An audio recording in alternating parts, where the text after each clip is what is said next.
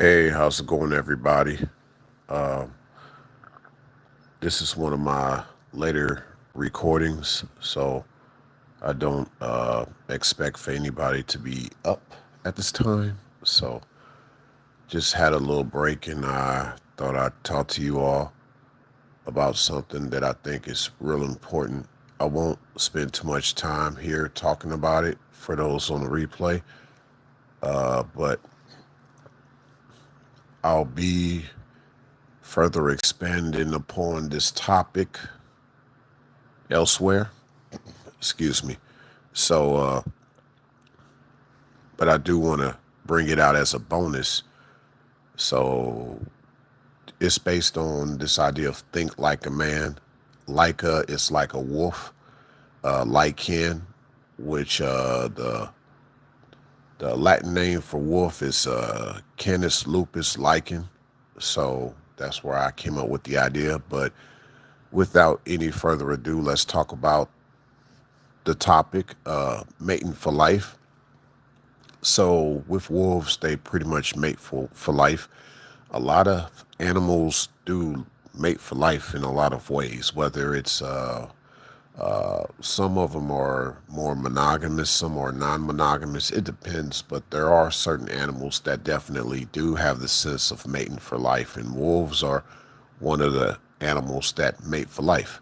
So, in context of my content and just with my mindset, which is similar to like a wolf in some ways in regards to mating for life, that's one of the reasons why y'all heard me say love never dies and love never gives up on the other person because it actually ties in with this mating for life philosophy. So, and that is very permanent and prevalent that like wolves take it very personal when they realize that their their mate has left them, whether the mate passed away or the mate left them. But usually wolves, they don't really have breakups. We talk about breakups all the time and people moving on and things like that, but with wolves, no, they actually there's no breaking up when you're a wolf. Those wolves stay together. Yeah, they will stay together literally till death do them part. And so I just think about that in line of my content and how I've been talking about this cosmosis, symbiosis. All of this makes sense. So, I'm big on, one sticking it out, working it out through all the difficulties. In light of what one would say could be a toxic relationship. It's only toxic. It's only toxic if you don't try to detox it. You know what I mean? So, no matter what the difficulty is, nothing is impossible. It's just that if people don't want to make things possible, that's why things end up not working out. But in essence of the whole mating for life philosophy, taking that from wolves, when you two really understand love and when you really want to go about demonstrating that and showing each other that, you don't care about each other's past trauma, scars, none of that. Y'all just work through it, stick to it because your love is fluid for each other like that. Like y'all really are not giving up on each other. And I really see this amongst wolves.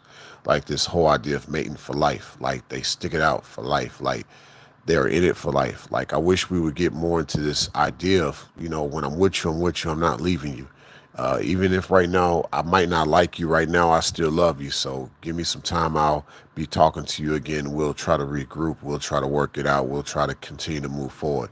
Like wolves do this in the actual wild. You know what I mean?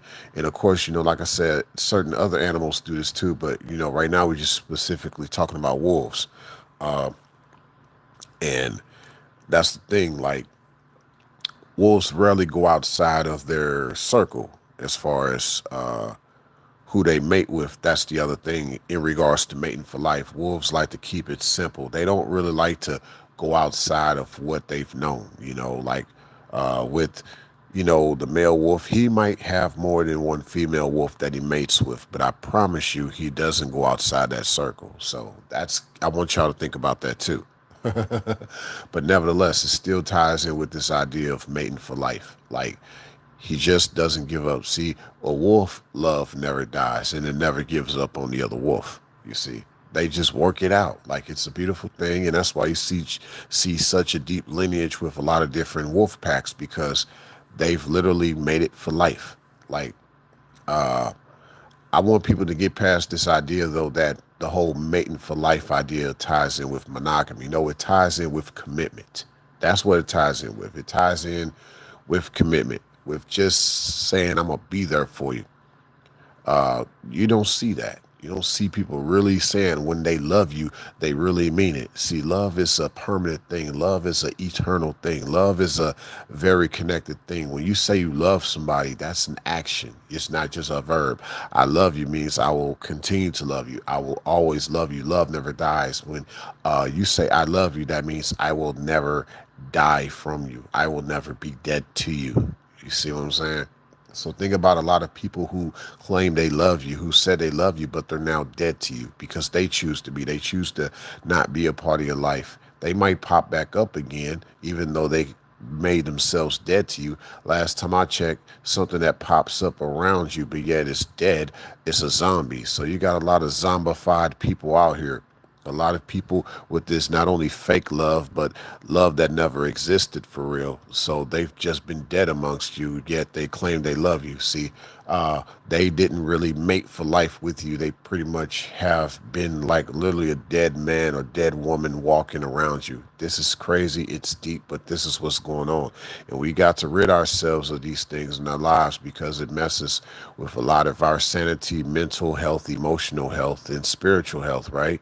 So, mating for life is part of that spiritual health, mental health, and emotional health. For you to know that you'll always have someone by your side, you could count on them. You could count on them not trying to count you out. You know what I mean? So that is important that we think about this in regards to when we start to develop more connections down the road as we are repairing, not as we are moving on to the next person.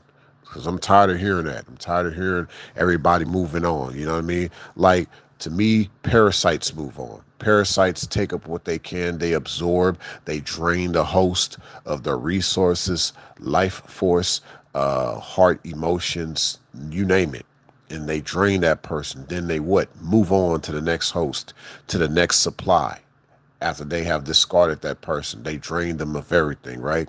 So that's not someone that wanted to mate for life. That's someone that wanted to, I guess, mate up with you and take the life out of you and then move on to the next person to do the same thing. Because a parasite will always be a parasite.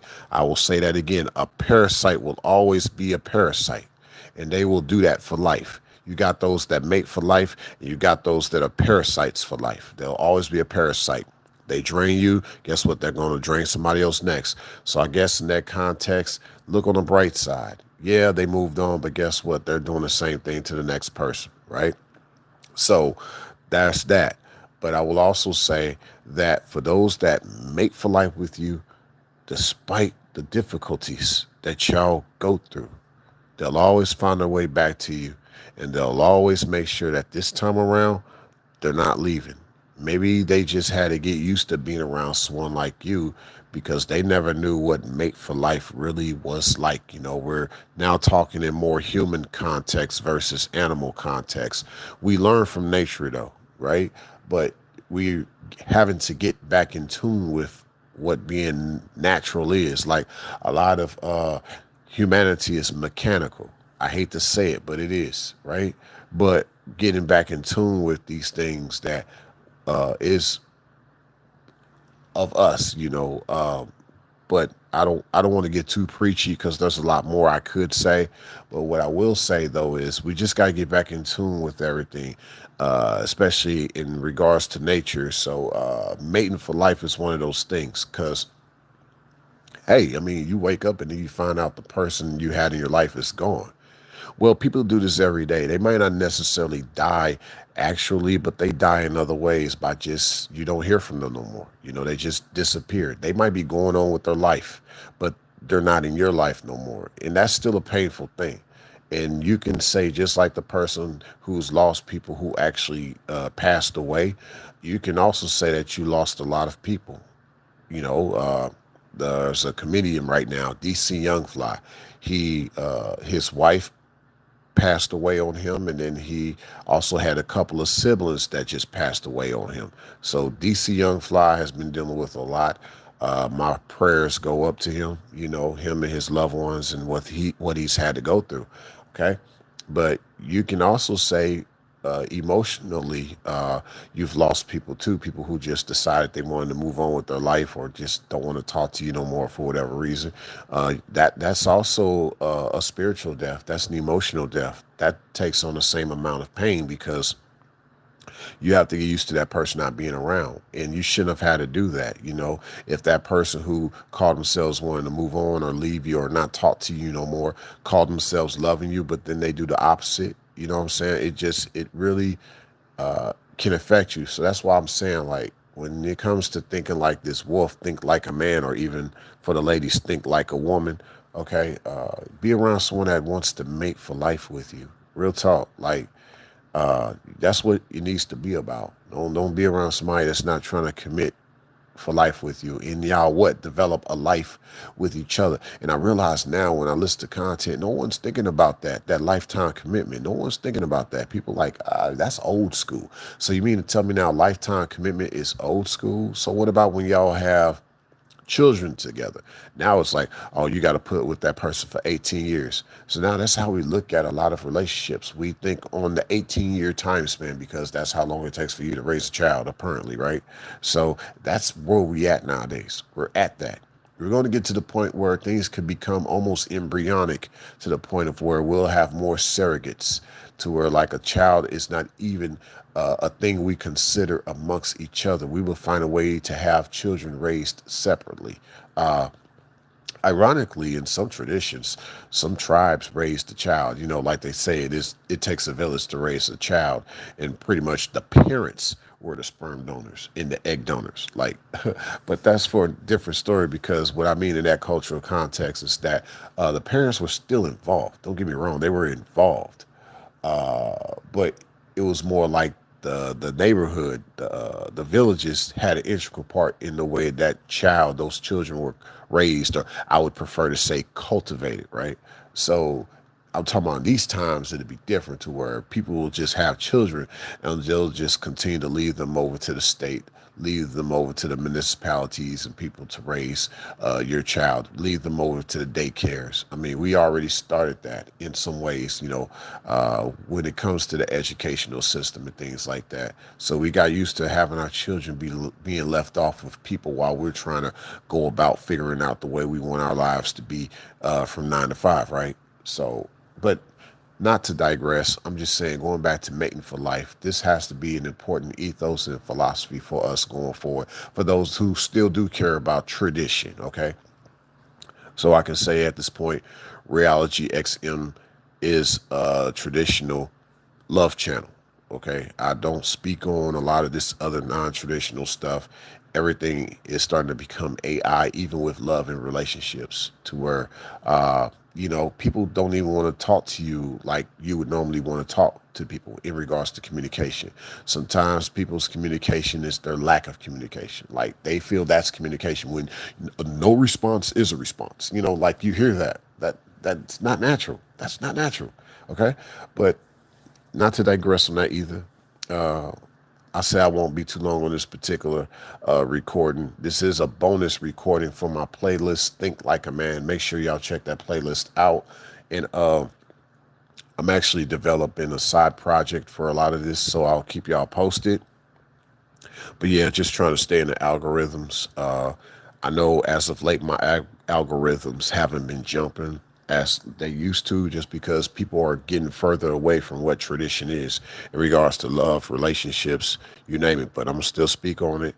I'm gonna still speak on it, even if people sleep on it. You know what I mean? But thanks a million for stopping by. Catch y'all on the next one.